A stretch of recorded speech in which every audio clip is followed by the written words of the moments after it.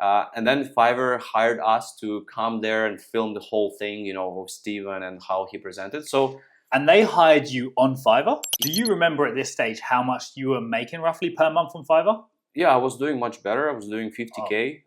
Yeah? 50K Okay. per month. That was consistent. They show me like, okay, this is your meeting room. This is the place to eat, you know. I said, yeah, I'm just going to be by myself. I have people coming. So it started at 3. So 3 o'clock, there's no one. 3:15, no one. 3:30, no one. 3:45, no one. All right. If you think freelance platforms like Fiverr are a scam and not really worth your time, then let me prove you wrong. Last week, I sat down with Vasily to learn exactly how he's running his Fiverr business, which has allowed him to successfully make over $2 million from the platform already, all by offering Instagram growth services.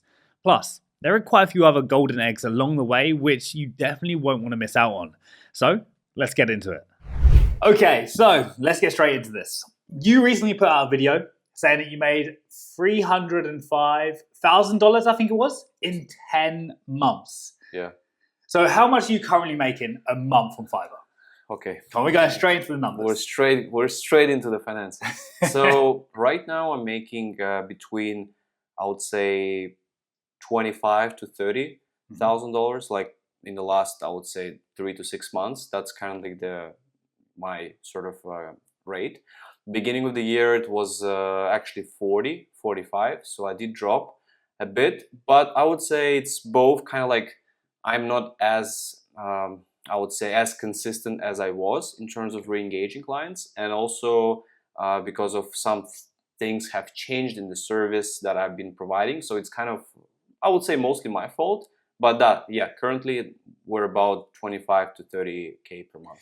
Okay, and what is the service that you provide to make that kind of money? Because that's a crazy amount of money, to be honest. Yeah, it's really good. Obviously not the best months. Best months I think was like 67, 60, somewhere in that range. Yeah, it was pretty good.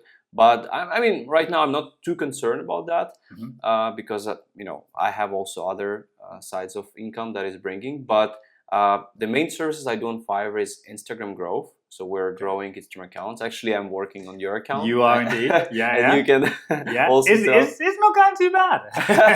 Not great, too bad. Maybe 3.5 star. Yeah, exactly. Yeah. We won't leave feedback just yet, but yeah. Yeah. Well, we should work directly on Fiverr. So, but yeah, Instagram growth is the main service. So we're growing basically your audience, getting you more connections, getting you more. It's not, so there is a big misunderstanding with like all this like a followers thing on Instagram. There are services that basically just increases your followers, and this is like fake followers. You've probably seen like services, Path Social. There are a few sellers. I've bought into it before. There are services that other sellers are offering on Fiverr as well, but this is against because you cannot increase likes or followers. So my service is specifically just building your audience. So like bringing in traffic, and we're doing this by following other people, liking their content, just interactions, you know, like if you will just manually do that yourself. So is providing fake followers, you mentioned it's against what? Against Fiverr rules? Yes. Fiverr is actually, yes, it's prohibited to offer like likes, promise followers, and you know, so you cannot even say in your description that you're gonna grow account by 100 more followers or 200. You cannot mention the exact number on that. So this is also a red flag.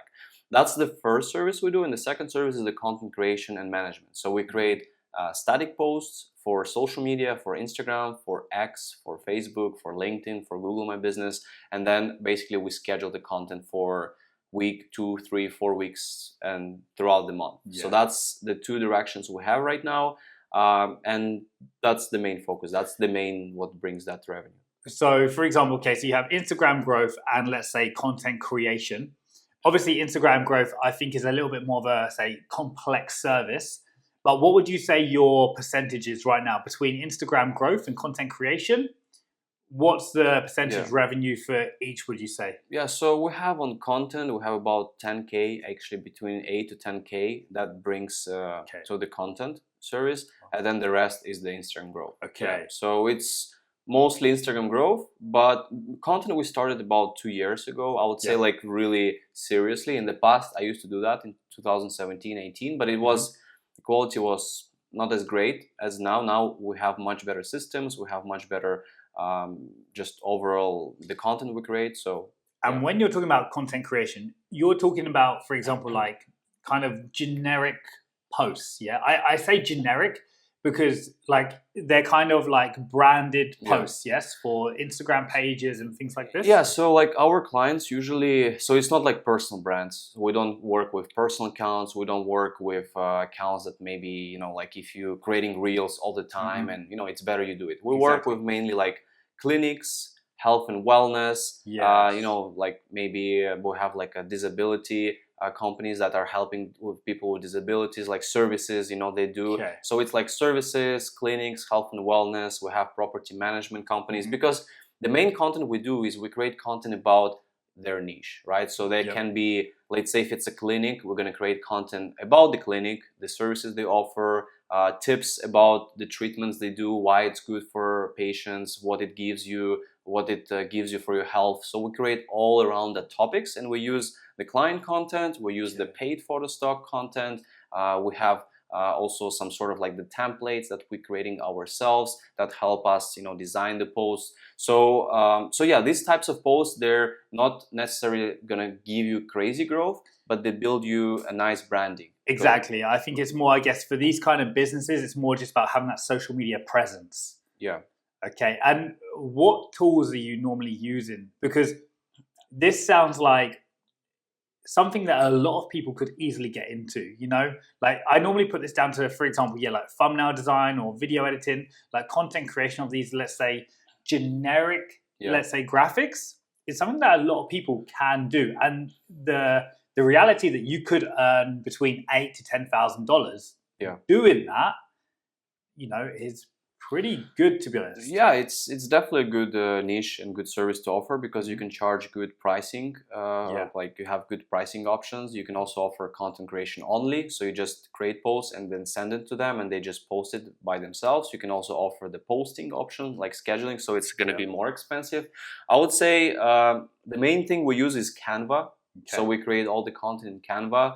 And of course, Canva is changing itself. So like, you know, I have more features. So it makes sometimes easier, sometimes a bit more complicated because, you know, you have to get used to the UI they have. But yeah, that's the main thing we use. We use Sendable as a scheduling. You actually, I think, tried it as well. I did actually. Yeah. To be honest, I find, you know, even finding like a good scheduling application at a good price as well, I found very difficult. But to be honest, I started using Sendable and I use it now and I love it. Just because it's very simple. Yeah. It's very It's not user-friendly. ideal, but it does the job. So you have Social Pilot, another one. It's a bit probably more cheaper than the Sendable. You have Feed Hive. I think that's another one that you can also try to use. So yeah, I mean, generally, you know, this service is for sure, it's not crazy complicated, but there are a lot of details. You want to have a design created that not going to look just a generic template, you know, that you can buy, because the clients are paying for personalization. They're paying something authentic. So you want to make sure your design is nice. You want to make sure you write something that is actually valuable. So for example, for dentists, we don't write something like, oh, brush your teeth 2 times, you know. We go more in depth. Maybe, okay, you do something that gives you, I don't know, you eat some fruits or some other things that helps you with this, or how, or did you, no, like something more in depth that we come up with that we think it's interesting for the audience, for the reader.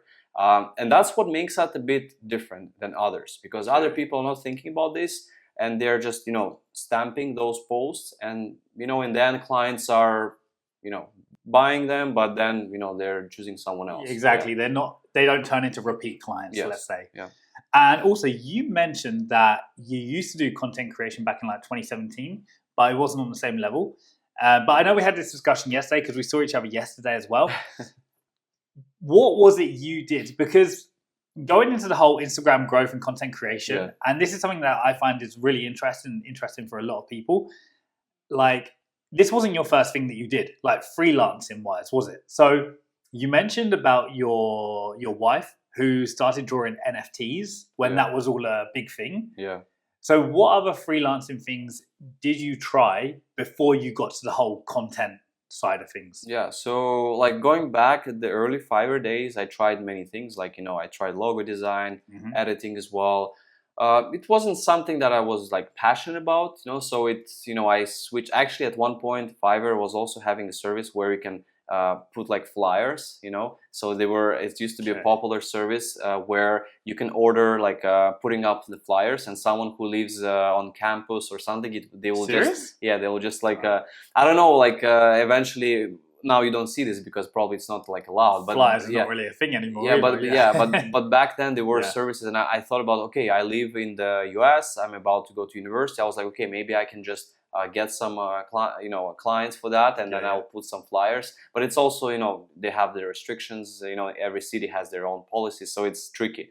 But yeah, I tried many different things. And essentially I stopped at Instagram growth because I was just helping, I was playing tennis professionally, I had my coach and he needed help with social media, so I started to research about like Instagram, what things you can do. So I went to like different places, forums, and started to learn about whole thing of engagement, how you can grow an account, how you, because I was just myself, I was like, just taking Instagram, and I was like, okay, let me just go to the competitor and let me just follow the first 20 people from the top, and before, because now it's kind of changed, but before, the top people you have on your followers Instagram, someone page, that's the recent one. So I was like literally following like 20 of them, and I see within like a minute, like 3-4 will follow back because they're still online, So I was like, shit, this is like something that can be interesting, because I started to see the results. Like that's how I grew like my coach's page to like 10K and more by just, just re-engaging. And then I started to see like, okay, if there are any ways how you can maximize it, how I can build maybe a system for it or things like that. So back then it was much easier to do things like that because you could have the limits were bigger, you could follow thousands of people every single day. So yeah, the Instagram growth was the main at that time, at 2016, 2017. And then since I started to build a team, so I went to the Philippines. I actually met my first team member on Upwork as well, like you shared as well results with your when you found the team on Upwork. So I found her on Upwork, I started to work with her, and then I was like, okay, I'm coming to Manila, to Philippines to see you, because I want to see you, I want to, and she was working full-time with me already. So I went there, and then she was like, yeah, we met each other, and then I was like, okay, let's maybe build a team in the Philippines. I have the whole thing on my YouTube as well. If you like scroll all the way down, you will see my first trip, and it's really interesting.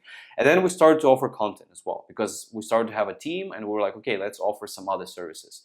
So we did that, and then also I did a video, because on my Fiverr, some people might see that I have a pro category for live action explainers. As a pro, because I haven't even seen this. because I had a video production as well team in the past, because I was filming for myself, and we were also doing this for clients. We actually filmed for Fiverr. So this came a very interesting story. I'm probably going nice. Cool. To be honest, we're getting to my next question. Okay, so Fiverr actually hired me to Stephen Bartley, who is now the diary of the CEO. Yeah, diary of the CEO. He's doing many things. So back then, Fiverr invited him to speak at the event. Fiverr was like organizing like a keynote for him, just so he will speak, and they kind of like. When was this? 2019. That was in 2019. So Steven at that time was not as he was known, but not as now. Yeah.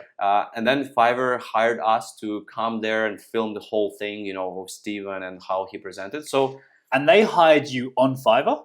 Yes. So I knew one of their Fiverr representatives who are in somewhere higher. He left now the company, but he was there, and we were just in touch before, and he was like, okay, I have this project if you're interested, and then we did it on Fiverr. I mean, for them, of course, it's so here's the thing. So I remember you told me a little bit about the story before. So they hired you through Fiverr. Yeah. Did you still pay them the 20% commission? Yeah, they took they get my 20%. We did a milestone as well order. So one order I got paid right away. One part, the second part we did it on the day of the shooting. Yep. And then the third part we did it at the end of the post production. Okay. So we did that. And pricing, did they negotiate? It was I think, yeah. I mean, really? It's I mean, it's of course, It's always, but not really like crazy. He said, I mean, he asked for my price. I gave him the price. He said, okay, I have this like a lower budget, but then eventually he accepted the offer. Like I didn't really, I think I just adjusted based on the, I put it some travel, like because there were some travel expenses there. So I made a nice offer, I would say. Then eventually he accepted, yes, because, you know, I think they trusted in what we do. So yeah, but yeah, maybe we had little discussion. That's a pretty cool story. And this is actually what I want to get onto, because you actually have quite a connection with Fiverr. And I want to know how that came about, because I've done my homework. I believe it was the 13th of June, 2019. Yeah. You know what happened? Yeah. Yeah. So you were in what, New York, yes? New York Stock Exchange. Yeah. Fiverr finally became like public. Yeah, exactly. They were in, IPO. So yeah, I got this email actually from them like maybe 3 weeks before this event. Okay. They sent me an email and it was like confidential, but of course now we can talk about it. But they said, yes, like we're flying you out to New York because Fiverr is going public. And they said, first, I thought it's a scam because, you know, like when you get all these emails, you're like, okay. But then someone from Fiverr reached out again to me and said like, okay, this is happening. Like, are you able to come? At that time, I didn't have a US visa. So I had to renew the visa as well. And it was like, I was like, wow, this is crazy. But then the funny thing, this video gig that they, you know, hired me for, it was happening at the same time as the New York Stock Exchange. So do you think the video gig had an impact on why they chose you for the New York Stock Exchange? No. I have I don't know how they chose me, but I knew basically the person who reached out to me, Beth. She's not on Fiverr anymore, like not working in the company. But we had kind of like communications in the past because I hosted Fiverr events in Germany, in Finland, in London. So I hosted a good number of events and I was always like communicating with her, you know, so she knew like I'm kind of like, you know, publicly speaking and like trying to help Fiverr grow their brand. And eventually I think just through recommendations, because they had probably like a meeting where they were like, okay, which sellers we're gonna pick. And they pick me. There were a lot of some US based, not as big, let's say, but there was one guy, Alian, he is from Pakistan, I think. He was like one of the biggest on Fiverr. They also brought him as well, which was really cool. I think. Do you remember at this stage how much you were making roughly per month on Fiverr? Yeah, I was doing much better. I was doing 50K. 50K per month. That was consistent. Even more, like, you know, 50, 55. But my team was bigger. I had a lot more expenses. I had like 3 offices. We had like a full in-house team as well. So it's been a lot of more. So probably like putting to my pocket, maybe I was making actually less than I'm making now. But yeah, we had more serious setup. And then when I got this email, when everything got arranged, yeah, I just, you know, set up an appointment in the visa embassy in Prague, in Czech Republic. Went there. Got a visa really quick, then just flew to New York, and then this happened. And how did you mentioned you were doing speaking gigs for Fiverr as well. How did that come about? Like you were doing those before, like in Germany, in different countries. Yeah. How did that come about that you were involved in like kind of being a rep for Fiverr? Yeah, so actually I had this idea because I honestly liked I liked speaking, and I do speak now at the different events, conferences. So I wanted to actually host a Fiverr event. Like I was like, I wanted to host because I always see community and, you know, like you have people in the Fiverr. So that was back in 2017. I was like, okay, I want to host my first Fiverr event. And that was in Bucharest, Romania. Because I went there for a conference because I wanted to see Gary Vaynerchuk. And I was like, okay, maybe I can see Gary V and then I will host my small Fiverr event. So we actually set it up. So I reached to my customer success at that time, Trisha Diamond. She's been after like the director of customer success. Now she's not on Fiverr anymore, unfortunately, but that's how it is. You know, people change their companies. So she kind of like said, okay, let's do this. It's a great idea. And then they basically helped me. Like we set up at that time. I don't remember what they had, like Eventbrite, you know, this hosting platform for events. We set up we set up like an event there, and they said they will reach out to sellers like in Romania, you know, like there who they're telling that okay, this is going to be a Fiverr event. And then eventually, so I arrived there, and I went to the Gary V conference. Was amazing. And then okay, now is the time for this event. So I arrived. I think it was like starting at 3 o'clock. I arrived like 2:45. It was, I remember, like a Sheraton. I think Sheraton meeting room. You know, like they have all these nice pretty hotels. Posh. Yeah, exactly. They have So, and I already organized with them everything. I go there, I pay for the meeting room, you know, and then they show me like, okay, this is your meeting room, this is the place to eat, you know. I was like, okay, it's really cool. And then I said, yeah, I'm just gonna be by myself. I have people coming, so it started at 3. So 3 o'clock, there's no one. 3:15, no one. 3:30, no one. 3:45, no one. And I was like, okay, I'm just gonna go, you know, and pretend that everything is good and just leave, you know, as fast as possible, because it was really embarrassing, you know. So no one came to this event, and and then I texted Trisha, and like she felt really bad as well. I don't know, maybe they didn't push enough, maybe they didn't have back then this type of community. So they actually expensed the meeting room, so they actually added to my Fiverr balance the money I spent. So that was really nice from them.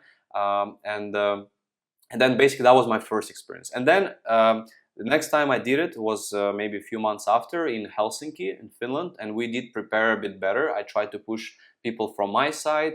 Fiverr tried to push as well from their side, because we actually got together and like, okay, this should work. And then at that event I also had a meeting room, maybe about 20 people came, which is really good because it's a small, you know, Helsinki, Finland. But you were the pioneer of this idea, basically. Like, you were the one starting this whole Fiverr speaking community, let's say. I don't know. It wasn't happening.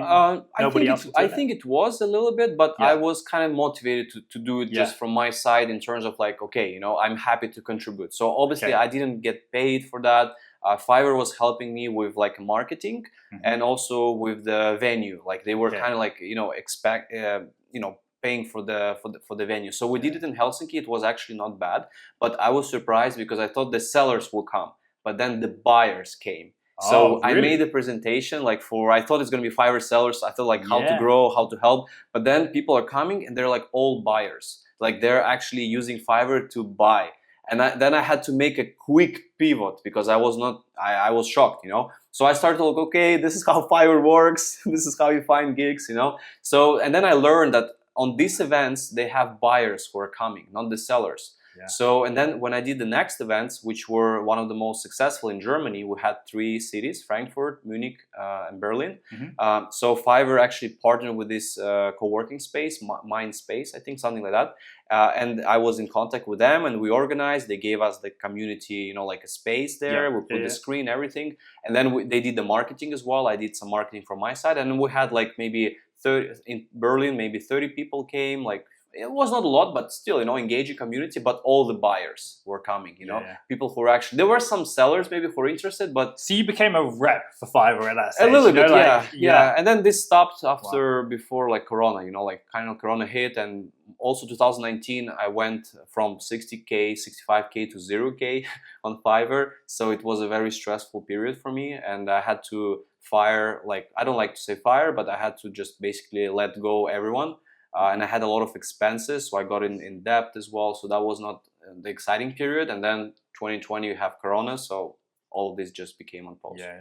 So exactly, a couple of things I want to mention. One is the fact that I think for a lot of people, they get onto Fiverr and they feel like, yes, you can get onto Fiverr without spending a penny, and you can make money without spending a penny. But then if you want to grow to this point where now you have 3 offices, multiple team members, and then you're at the point like all of a sudden everything changes. Now you're in debt. It's like now you're an actual business owner. You're not a freelancer anymore. Really, you're a business owner, you know? And everything can change. But also, one other thing I wanted to mention was, like you mentioned, for example, your wife was doing the NFT drawing and you tried a few different things, the flyers. And this is what I think a lot of people need to understand, like with freelancing. I see it more as a journey.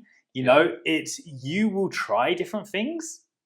They might not work, but then you'll find something that does work, where you are making, you know, $50,000 a month, you know, like But it is a journey. Like when you want to make money online, there are so many different options. Yeah. And realistically, okay, you see people on YouTube being successful and that kind of stuff, but it doesn't technically mean that you're going to be successful. My point of view is, if I see other people doing it and I have actual proof and evidence that they're doing it and being successful, then I'm like, there's no reason why I can't do it. Yeah. You know? So I think it is possible when you see other people doing it, but it is a journey. Like, you'll try something, it will fail. You know, and when I was on Fiverr, I saw this guy, Aussie UK. I don't know if you know him, Aussie UK. He was one of the first people doing SEO. He's still doing SEO now. He's like a UK guy, you know. And I saw he was like a top rated star. I was like, shit, I want to be like him one day, you know. So Aussie UK was the reference for me. But then, you know, like even now he's still there. I think like I don't know, I've seen maybe a few months his profile, but he has the same picture, the same like video. It hasn't changed, you know. I don't know if Fiverr is probably not the same, maybe less or more. But you know, yeah. But back then I was like, this guy is like, I really want to also one day become like him. So he was a reference for me. But now you have a lot of people who are doing extremely well, and a lot of them are public, like we are, you know. So what are your thoughts on Fiverr as a platform to make money on it? It's great. I think, you know, for majority of people, I think it's amazing to start. It's not going to be as smooth as if you start. So like if you have skills, marketing skills, like if you already know like what's happening, like how to create like a funnel maybe, or a service, or do things, probably working directly is going to be a better option for you. But if you are really just want to get started and you're just like, okay, I don't know how to create website or what to offer and stuff, I think Fiverr is a good place to practice and learn all this stuff. Because no matter where you do on Fiverr or directly, you still need to know how to communicate. You still need to know how you're going to deliver the orders, how you're going to handle the negative clients, like how, you know, you're going to handle these situations. You need to be able to close the clients, like how you can actually, okay, good, this is the invoice, this is, you know, let's get started on this. So I think Fiverr is a big school that you should definitely do. And this is like, you know, I feel Fiverr is like university, but like in a good way, that you're just going to practice out there. But I feel there are downsides that are, you can get stuck there for a long time, and you'll just be stuck in this sort of like a bubble that's gonna be, you know, all the time. Let's say you will respond to messages all the time, and that's it. But if you are able to, it's like, you know, it's sport. You know, you're playing these qualifications, big tournaments. You can be stuck in qualifications all the time, or you can go to the main draw and you can reach that quarterfinal, semi-final, final. The same with Fiverr. So if you can get out of this bubble, and in terms of like systemize your journey and structure it, team, being able to like, you know, you need to look at this. Okay, 10K you're making. Are you ready to like give away maybe 60% of that 10K? But like this, you get your like, I don't know, 3K, and you're like clean. You know, you're like, okay, everything is handled. I have a team. I get my 3K, and I have, you know, 80% of the time free. So yeah, there's a lot of good things about Fiverr for sure. But you have to remember about that too. And I think what you mentioned there is that you're responding to clients, you're dealing with orders, you're marketing yourself. This is it. As a freelancer on Fiverr, you are, especially if you're coming from like a 9-to-5 job, in that 9-to-5 job, you had one role. You know, now you are kind of running your own business, and you have multiple, and people don't know how to speak to clients correctly. Or for example, I think one of the biggest things they make a mistake on is when they respond to a client on the first message, they maybe give away their price. You know, for me, I always think like build some kind of connection with that client, or at least get them to message you a few times, because then they're like a little bit more committed to you before you give them a price, and, you know, possibly scare them away with that price. So there are many different things that you can learn, and like you said, it's like a school, which is it's a pretty cool way to look at it, to be honest. In regards to diversifying, now you mentioned this. Obviously, people get stuck in this Fiverr bubble, and I think this is very true. Like even with me, I've seen it sometimes. Let's say like in some months, I've seen it, just because I'm so overwhelmed by the amount of jobs that I don't have time for, you know, making YouTube videos, or you know, or everything else comes second, because these clients are actually paying me money, you know, so they have to come first. And when it gets busy, it's crazy. You know, all of your time and effort goes towards this. What do you think about diversifying off of the platform, and also kind of, let's say, building your own social media. Yeah. You know, like kind of building yourself off of the platform as well. What are your thoughts on that? Yeah, that's great. I mean, you know, the earlier you can do, the better. I'm really happy that I started my Instagram at the beginning of my Fiverr journey. So I started like building my brand at that time, and that really helped me bring more clients to Fiverr, you know, because they were kind of like, I'm doing Instagram growth. They find me as well on Instagram because I have the same username on my Instagram as on my Fiverr. I had to actually find, you know, negotiate with a guy who will give me the username. But it was literally, yeah, I mean, it was nothing really, but it was not a big, but I just wanted to have that same name everywhere. You know, it's like this, the clients will also kind of like know me, because obviously you cannot share like your Instagram, you know, like on Fiverr, but that's just will happen naturally, that clients will find you. No matter what you do, they will find you on LinkedIn or Instagram or somewhere else if you have presence. So yeah, that's something that you should start earlier.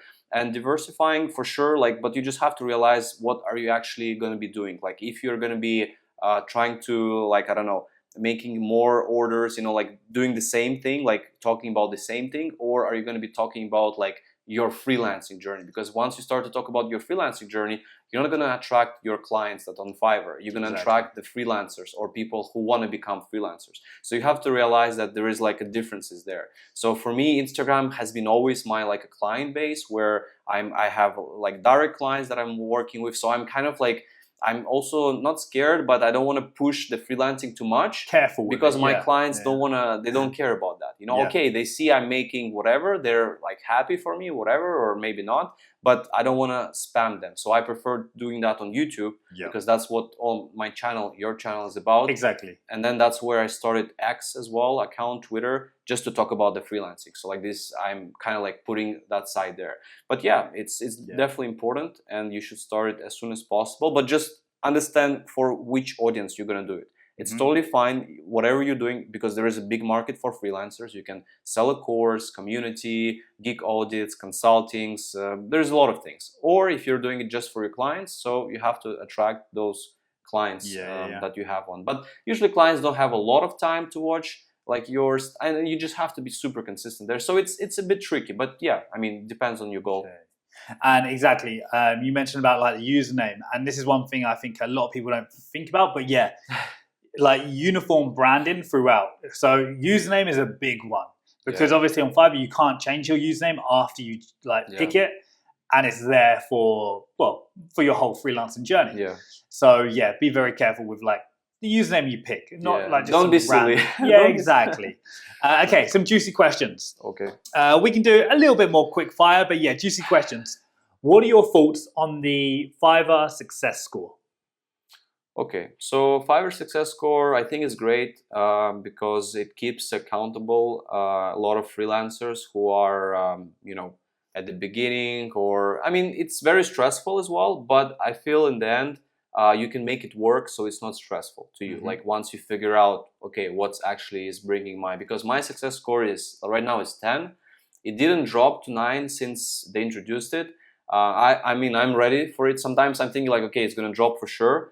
But it's not dropping, and maybe it's because of the volume of orders, like repeating clients maybe I have. So, and plus of course I feel I'm doing well in terms of good reviews, good feedbacks, you know, so that's important. But I think the whole system is interesting, but for me sometimes maybe it doesn't make much sense. But also I don't know, probably Fiverr knows better because they have large pool, like majority of freelancers probably maybe doing some things wrong, you know, and they want to make sure that these people are getting accountable for things like, you know, things you mentioned before, like top rate seller. You get to top rate seller, now you can lose it easily. Before you get it and you can stay forever. So I feel it's good, but you know, there's always bad and good and bad things about it. So it's gonna benefit some people. Some people are gonna, you know, suffer more. So, but overall, I guess it's a good decision that they made for.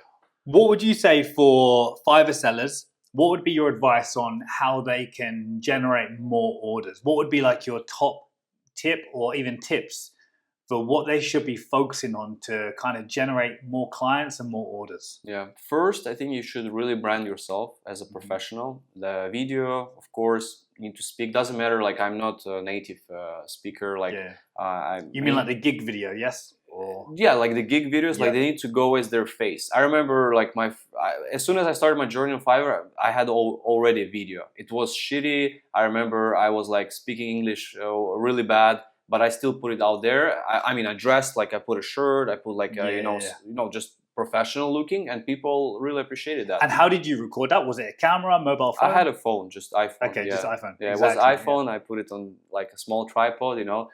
I was just, wearing like the shirt and that, and I just tried to, to look professional. That's the first thing, because you will be different from many others. I feel even now you go on Fiverr and you look at the gigs, most of the time it's like a photo stock or some crap, exactly. So I understand people are coming from different countries and they're not comfortable and they feel shy and this, but this is in your head. This is like, you need to overcome this. Doesn't matter where you're from. Just try to be like authentic, and of course work on yourself. You need to be fit, you need to be healthy, and you need to look professional, shaved, I don't know, like look proper, not like hair all the place. So you have to be, that's the first thing. The second thing is definitely have more gigs, more opportunities, especially at the beginning. You never know which one is going to work better, so try to come up with more gigs. Like, I know you will see sellers like Luis, for example, Luis Key, one of the highest earners, he's probably making 100K per month. He's a logo designer? Yeah, so he has logo design. He has a one gig, and this gig is always at the top. It's bringing a lot of, most of the revenue. Now he has another gig with a similar, so he's kind of differentiating. But, don't look at him and think, okay, one gig will do the thing. Just try to create multiple gigs, and eventually some of them, because some of my gigs are working better than others, and that's how I'm getting traffic. I'm getting traffic from that bigger gig, and then I'm putting those clients into my other gigs, like trying to upsell them. So that's the second thing. And the third thing is communication. So trying to be fast, trying to be nice, and trying to build a relationship with your clients. Because I have clients who order my service in 2016 and they're still my clients now. It's like we build this like a long-term relationship, and they are, they're happy, and they don't want to go to someone else because they feel I'm the right person to help them. I know them, they can trust me. So this is the very important. Don't look at the client as a source of, okay, I'm getting from this client that much of money, but look at it as a long-term relationship. Like, you are in the relationship, you're building this relationship. This is a professional relationship, and then these clients will be coming back. These clients will be recommending their friends to them. It's going to be like a snowball effect. But of course, we all want to have fast results, so we look at the client, but try to be very nice, try to be friendly, try to actually bring them some value. And on Fiverr is great, because when they message you, that means they want something. When you message them on Instagram, maybe they don't want that, because I'm getting these messages every day. Oh, I'll be your editor, I'll be your video. I don't need editor. I have already editor, thumbnail person. Like, I don't need. If I need it, I will probably post it on my social media. So that's why Fiverr is great. So you can, you really find people who need the service right now. If you could change one thing about Fiverr, what would it be? I would love for them to change the subscription model they have. I think it's broken, subscriptions. That's because this is an interesting thing. All of your active orders are under subscriptions, yes? Most of them, yes. But I feel Fiverr is jumping on too many features that they want to do, hourly rates and other things. Like, they have milestones, but they're forgetting about updating these things, because subscriptions was introduced in 2021. And now if I send a subscription offer to you, for example, you're my client, if you're using mobile app, you won't be able to accept the subscription offer. It's going to redirect you to the browser, like your Safari. Really? Yes, it's going to redirect you to the browser, Safari, and then of course in the Safari you're not logged into Fiverr. It's going to ask you to log into Fiverr, and you don't remember your password as the buyer, probably. Of course. So it creates a lot of pain, and I think they should definitely change. They should definitely put because it's been introduced in 2021. Now we're in 2020 already. 5 is coming soon. So it's just upsetting to me that these things are not being properly, and there's a lot of things even with the intro video. The intro video for your profile, it still has the beta logo next to it, and that's been up for what, almost 2 years now. So I feel Fiverr is jumping on too many boats, and they are maybe don't have enough time or priority. I really try to to tell my success manager, the people that kind of in charge, provide my feedback, but it is what it is. So I guess we just have to accept it. But I would love for them to change the subscriptions they have.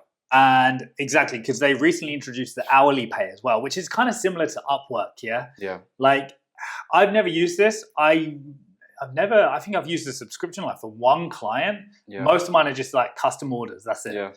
But what are your thoughts on the hourly pay? Because for me as a freelancer, I would always recommend people never to choose hourly pay, because then you're getting paid for your man hours. You know, I'm always a per project kind of person, because you can charge, a project could take you 5 minutes or it could take you 5 hours, but you can charge a decent amount for that. I'm not a big fan as well of hourly, because my service, that's why I choose Fiverr in the first place, because I like when people come to me, as you said as well, they're coming for the service, for the gig. So you have your timeline, like you do it within a week, 2 weeks, 4 weeks, you deliver it. Then if they want it again, then they can go and order again. And that's why we have also subscription, because they can get on a subscription. So I'm not a big fan, because it looks like, Upwork you started to taste Upwork inside of Fiverr, which is not ideal. I think Fiverr should look at more ways, but the thing is, I've seen a lot of features. I don't know if you remember this Fiverr Studio feature, where you can actually create a gig. I can create a gig together with you. So for example, I can offer them, let's say, I don't know, social media management, and then you will be in charge of the video, for example, creation, and I will be in charge of like the, I don't know, posting or growing, and we essentially have a mutual gig, and this gig is searchable. So when someone orders that gigs, when we decide on the percentage as well, and then that percentage goes to you and my percentage goes to me. So essentially we can work together on the projects. And you think that's a great idea, but then this idea failed because they removed it now. So because there was not enough, there was a miscommunication with sellers, and some sellers were doing their part, other sellers were not doing. I mean, it was just a the thing is, you have to trust the other seller, because if they don't deliver to the client, or it could backfire. And I do feel like Fiverr do introduce things a little bit too prematurely sometimes. They just introduce it without maybe proper thought, I think there's not enough feedback from the community, because as well, like Fiverr Answers, this is like the new, remember they released this, like you can answer. But I think it's like, we have forum, there's mostly sellers who are talking. Fiverr Answers, they want to have buyers, but then when you go to Fiverr Answers, you have all ChatGPT replies. Sellers are writing the ChatGPT responses. I don't know if buyers will have time to, like, they can do it themselves and just ask ChatGPT. So again, but it's trial and error. So like, you need to try things and see what works or not. But even one other important thing I think Fiverr got rid of was the what was it? The buyer briefs. Like, they have buyer briefs now, but not the way that it used to be. So it used to be the way that you can like click on it and it will give you a list of all people who are searching for something or wanting a service within your category. And this would be great for new sellers, because then they can at least apply to them. And they have a higher chance of actually getting a job. So a little bit like Upwork in that respect, but still they have that chance of actually actively pursuing a client. And the briefs now, and I never used it before. I just enable it again, because I have someone who is doing the inbox for me, and I want this person to be able to maybe try it out and see if we can maybe win some potential projects from that brief. So we're gonna try it out, but I see the point. All right, now onto just a couple of questions from I put a few feelers out there, told people that we were going to do a podcast together, and so a few questions actually from this is mainly the YouTube audience, a few from Instagram as well, but just a couple of questions. So what to do if orders still don't come in even after reaching level 1? So this came in from a couple of people actually, basically saying that they reached level 1 and orders seem to stop. What are your thoughts on that? I mean, I will look again at the profile. I would do some rebranding for sure, because it happens to me. I mean, well, I still get a lot of traffic, but it still happens, like some months are slower. So when things are slow, you want to work on your branding. So you want to work on your videos, descriptions, pictures. So try to change it. Maybe your service is not doesn't have a demand anymore. Like copywriting. AI killed the copywriting category. Maybe it's that. Maybe the NFT as well. It was a big trend. Now it's not. So I would look at all the things. It's very hard to answer like right away without like looking and checking. I would suggest to order your consultation. You could. And that way, because you know a lot and you can actually help a lot of people, I don't offer consultations or like audits, but I think Chris is a great person for that. Exactly. With the consultations, I honestly believe like there's not, I wouldn't say there's like magic behind the consultations in a way, but it's more the fact that as a seller, you need to be looking at your gig from a buyer's perspective. Yeah. You know, would it be something that you would buy personally, you know, over your competition? I think that's the biggest thing that people are failing on. How long does it take to build a Fiverr account? And actually, this person asked, it was based on country. So obviously, I guess they're assuming that if they're in different countries, maybe the US sellers are, you know, maybe prioritized or picked above maybe, I don't know, Indian sellers or something like that. Yeah. What's your thought on that? How long does it take to actually build the Fiverr account to, like, let's say, a successful level? Yeah, I mean, I would say first, don't trick the system. Like if you're not living in the US, you don't have like connections with US, don't just go on VPN and, you know, register in US, because then you'll have buyers who are like, okay, you know, we want to ship you the product because you're in the US, or they say, or we want you to manage account because you are in US. We want to see the US like a login, you know. So they can create a lot of these sort of things. So I would say the country, I mean, it is what it is. If you have your business in the US, if you have your residency, okay, you know, you can do the US. If you have, if you're not living in the US, just do the country you're in, because people who go on Fiverr, they understand that there are people all over the world. So it's not, they're not looking for US, because if they were looking for US, they can get people quite easily. So they're looking for someone else. So the country is not the factor. It can be in some ways, but honestly, it's not. You've seen as well, like a lot of successful people like from India, from Pakistan, who are making 10K and even more, you know. So go with the country you're on. Don't be like ashamed of what you know, you think maybe it's wrong. And in terms of, what was the question? So how long would it take to build the Fiverr account? To build a Fiverr account, I would say month is probably a minimum that you're going to look at, you know, just to be able to have everything in place. And of course, you know, you need to wait for that first message or first orders. So yeah, try to at the same time, the more time free you have, try to invest in your personal brand at the same time. So start your Fiverr, start your LinkedIn, for example, and then just post maybe some things about LinkedIn, some, you know, I don't know, document your journey there. But probably month, I would say give yourself at least 6 months to really understand if this is something for you or not. But also I would say you need to have a skill to sell, because if you're like you mentioned, thumbnail designer, I mean, you should not be doing, I mean, I feel okay, you can offer it, but that's not something that will bring you 10K. Look at something that will bring you 10K, like website development, video creation, maybe managing social media, maybe doing other things, like just research. That's why Fiverr is great, because you can research, you can see how many person has orders in queue, you can kind of calculate the amount of money they're making, you know, and just learn more skills and then offer them. I think exactly, market research is a must. Like the thumbnail, you probably could reach a 10K mark, but the team that you would need to get there, like to get 10K in profits, that's a different story. But you know, to do 10K of thumbnails, let's say like $10,000 worth of thumbnails every month, that's a lot of thumbnails, you know? Yeah, I mean, it's still a good service because it's a recurring, you know, they're going to be ordering again and again, but it's just priced. You cannot charge $100 for one thumbnail. Like, it's just ridiculous. So that's why you have to be competing with all this like $5 thumbnails, and you might not get a pleasant experience from and a couple more questions real quick. One, this is quite an interesting one. This is about building a team. So this guy basically asked that he wants to make his Fiverr business kind of a little bit more automated, but he's been struggling. He's been having interviews with different people trying to, I guess, build his team, but he's been struggling quite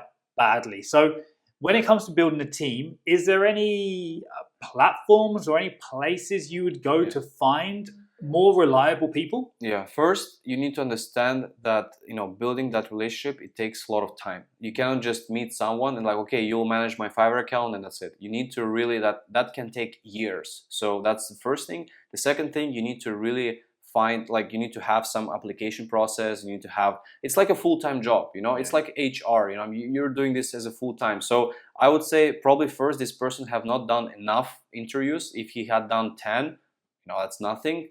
50, that's not a lot as well. 100, 200, okay, you know, it's better. So definitely doing more of that, because for example, when we hire now people for a designer position, you know, we have out of 500 applications, that's how much we have right now.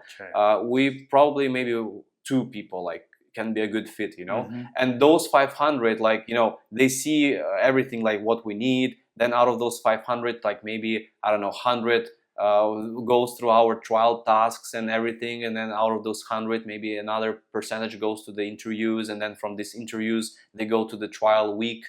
Then from the trial week we hire them or not, you know. Like, there's just, it's very complicated. Sometimes you might get lucky, and I think I got lucky a lot of times to find like good people around me, but it's very hard, you know. Like, it's a very kind of like, you have to go down like, let's say, the corporate route of interviewing, you know, like, so it's not just sorry to interrupt. And also, I wouldn't say going to places like these online places to find is a good option, because these people, they want to find jobs, so they want to get paid. They don't really care about your business, you know. And when you hire someone who you need to manage your Fiverr business, and you're not maybe making a lot, and you need someone who will understand that they're not going to work 9 to 5, they're gonna probably work, you know, different hours, late hours, whatever, you probably need to go to your close like relatives, maybe not your best friends, because working with friends can be also not the best decision, but maybe working with someone who at least you know personally somehow. Maybe you studied, maybe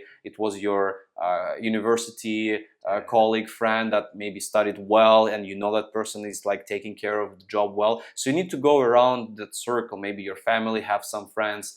So that's where I will actually start with. That's how I actually hired my first team member. It was on Upwork, Nina, in the Philippines. And another team member I hired, which was actually my mom's friend, and this is her son.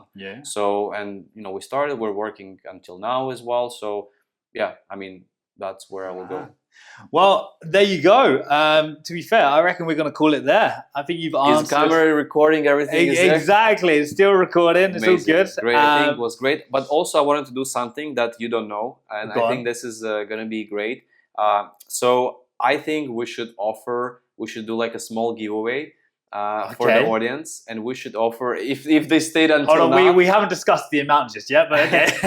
If they stayed until now, they definitely deserve it. So we can definitely maybe you know, pick someone, and we can jump on a Zoom call together and with this person as well, and we can give like a live feedback, because I don't do consultations, but I'm happy to be part of this, and you're doing them as well, and I think both of us will give a good value to the person on Fiverr. So I don't know how the terms. Exactly. I reckon just comment below and we'll pick somebody. Yeah, let's guys, let's try to share this video, because we want to get as many people in the Fiverr or in the freelancing space, as many as possible to see it. And then just comment your Fiverr, what do you want? Fiverr username, or even just let's do Fiverr username, and just say something about like how your journey has been, like, you know, what are you struggling with, is it been good, is it been not, because we want to read your comments, we want to read a little bit about your background, a little bit, so we can understand, and then we're going to pick someone that we just, you know, I don't know, randomly pick. Maybe, like I would say 1 for sure. I don't want to promise more, but we will see. Maybe I'll convince him for a few more. Who knows? Yeah. So let's share this video, and let's of course give the follow Chris's channel. Yeah. You've got your own channel as well. Yeah. Exactly. So I'm closing in on his subscribers slowly but surely. He's doing well. He's kicking my ass. But we'll include my channel too, so you guys both subscribe to it. Give a thumbs up to this video, and we're gonna pick someone. Make sure you leave a comment, your Fiverr username, because how we gonna get in touch with them? Maybe leave a Fiverr username. We can always drop them a message. Let's do that. Let's do. Why not? Yeah, we can say like. But when we have some issues with Fiverr, let's do. We can check the YouTube community. Check the description. We're gonna write the description. Let's not description, top pin comment, and YouTube community tab. So if we had thought about this before, we would have planned this a little bit better. But just make sure you read the description, because in the description we can always put the information, what they will do. Exactly. So. All right, man. Well, thank you so much. I think you have answered more than enough, and hopefully it was valuable to you guys as well. So It's great. Yeah, I'm sure. Actually, you're always over here in Marbella, so I'm sure we'll see each other again very soon. Yeah, we should do. We'll do a little catch up on. Yeah. Right. Hope you enjoyed it, and like we said, drop it down below in the comments, and you could be on a consult call very soon. Yeah, we will be checking you out.